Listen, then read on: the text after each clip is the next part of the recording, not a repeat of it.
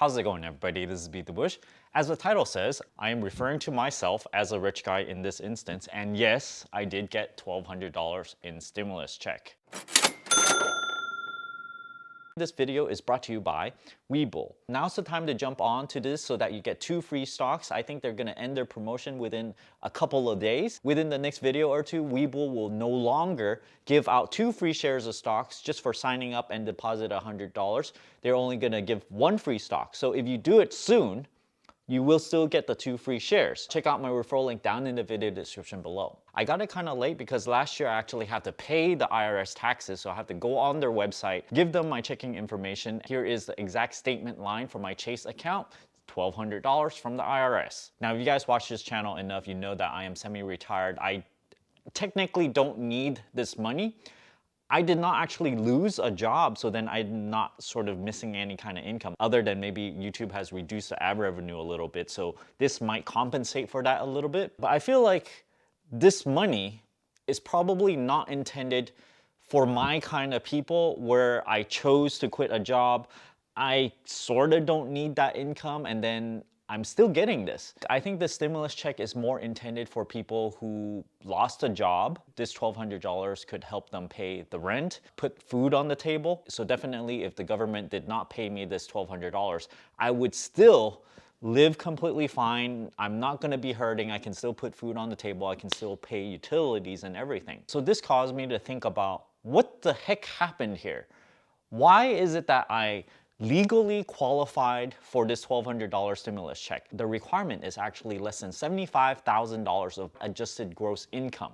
Now, let me quickly go over what this exactly means. It does not mean you take that number right from your paycheck and that's your income, right? No, this is not it. You subtract a whole bunch of stuff that you could take away from it, and you also add a little bit of other stuff.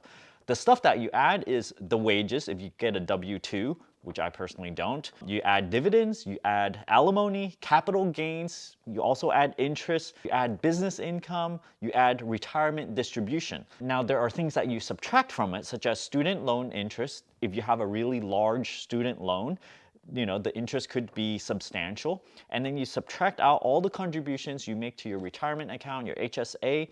So to go over quickly how much value that you can actually subtract from your wages.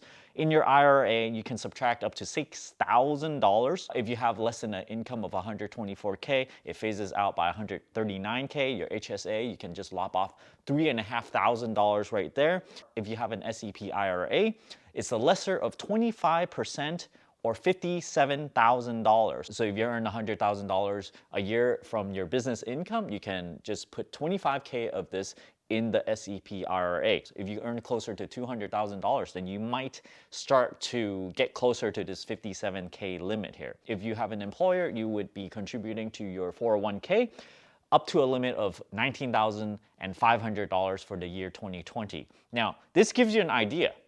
Not exact, right? But roughly like $20,000 worth of your income can be lopped off right off the top, and you can still get under 75K, right? So if you earn 95K, lop off $20,000, you can still get under this $75,000 of adjusted gross income. So going back to the wages over here, I am not working for a company, so I don't have a W-2. So this is actually zero. This is probably why I can get under the 75K.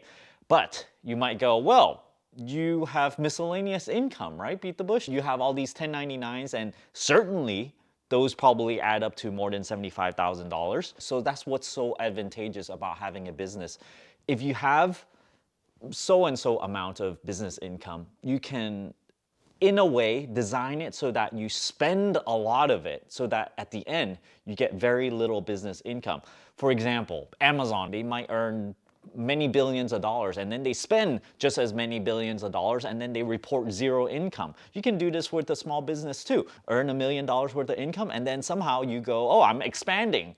I am buying all this capital equipment to process the packaging or something to make more product, and then you spend $1 million. So right there, it cancels out. You earn nothing as reported on the taxes, and somehow you can qualify for this stimulus check. Now, the tricky thing here is that sometimes business and personal life just sort of blends together, right? For example, you maybe need to go watch a movie with friends, and this is purely entertainment and you cannot write this off. However, if you are a movie reviewer or something, then you can certainly write this business expense of the movie ticket off. So the idea here is, if you own a business and you do everything that's related to your business, day in, day out, maybe on weekends too, then you might have a situation where a lot of your daily expenses becomes a tax write-off. Of course, I have to remind everyone, you have to do this legally. So let me just say, if you get a W-2, if you work for someone, it's a lot harder to write off those expenses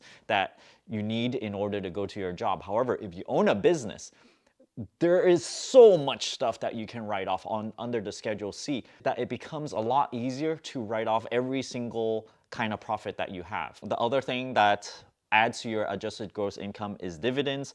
No, I did not get more than $75,000 of dividends a year, but you know, it's probably nice to get up there so that you can just live on your dividends, interest, or whatnot. I did not get any alimony. And now let me talk a little bit about capital gains. How, if you watch my previous video, you know from 2019, I made a huge gain on buying and selling Tesla stock. I forget even if it's short-term or long-term gains or anything, because it did not matter.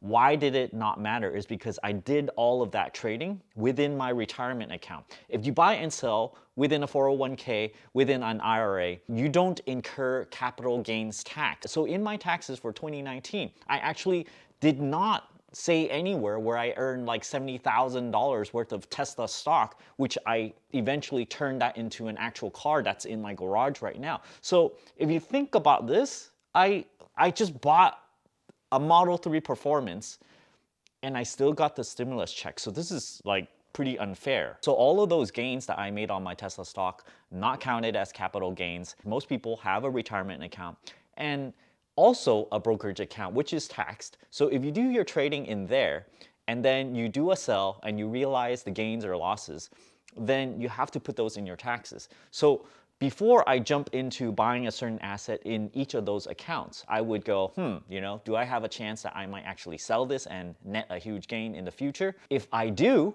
like the Tesla stock, then I chose to actually do that trade within my retirement account. That's why when I sold it, I did not have to pay any taxes. Until, of course, I do the withdrawal for retirement or anything, then I have to pay income taxes on those. No capital gains, of course, because it's in a retirement account. Also, if you ever buy any kind of tax-free municipal bonds, if it's state tax-free and also federal tax-free, it makes no sense to buy those within your retirement account because it's already tax-free.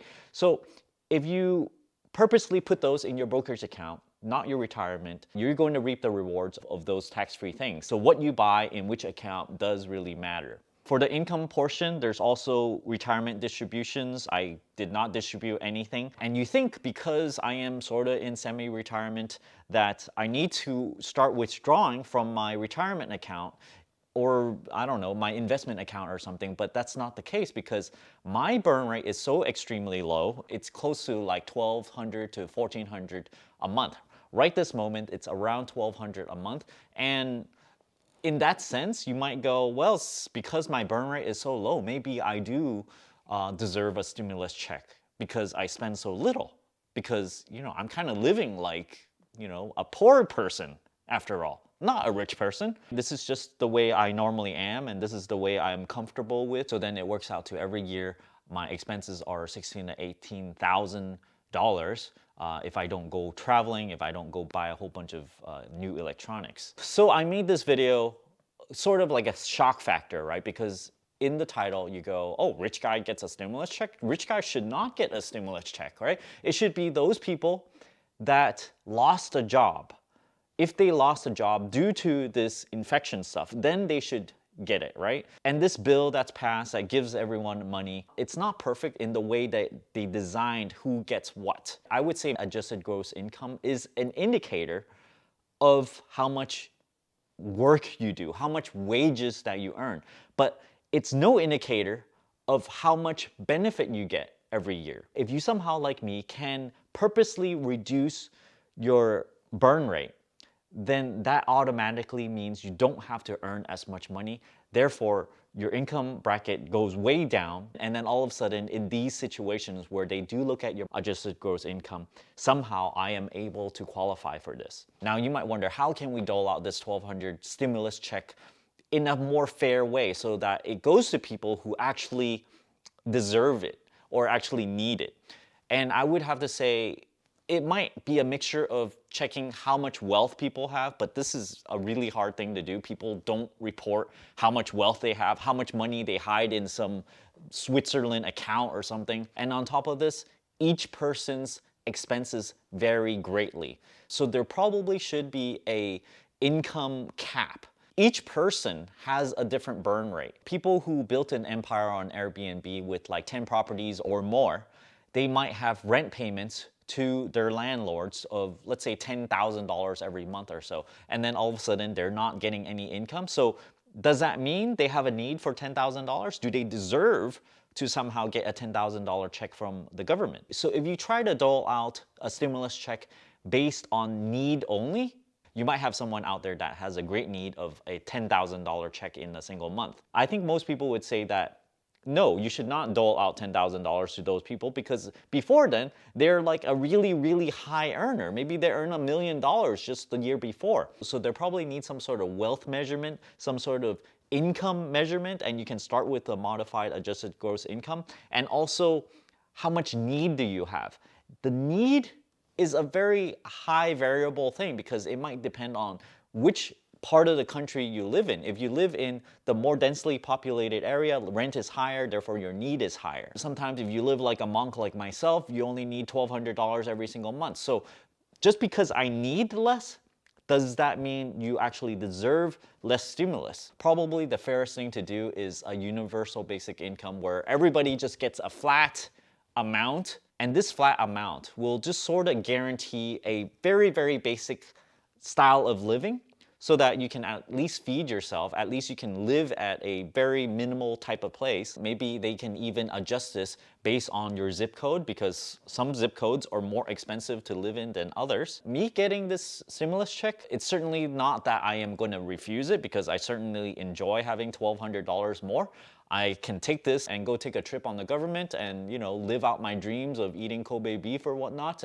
So I can buy some gadgets or something, you know, just to entertain myself. So while I am not fully retired and not swimming in money or anything, I am living comfortably and I do accept this stimulus check still. Thanks for watching this video. I hope this sheds some light on what modified adjusted gross income is and how people like myself, where you have a small business, can actually and really greatly reduce what you apparently earn every single year just based on sort of financial finesse. Thanks for watching this video. Don't forget to give me a like, comment down below, let me know what you think of modified adjusted gross income. And as always, don't forget to push that subscribe button and ring that bell icon. Thanks for watching.